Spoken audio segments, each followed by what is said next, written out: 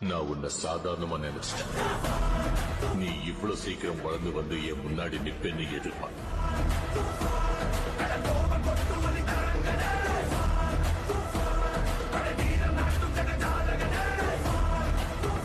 மட்டும் அவன் குறுக்க போயிடாதீங்க சார்.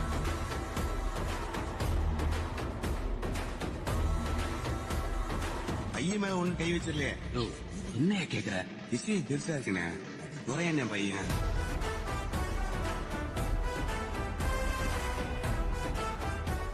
வெற்றி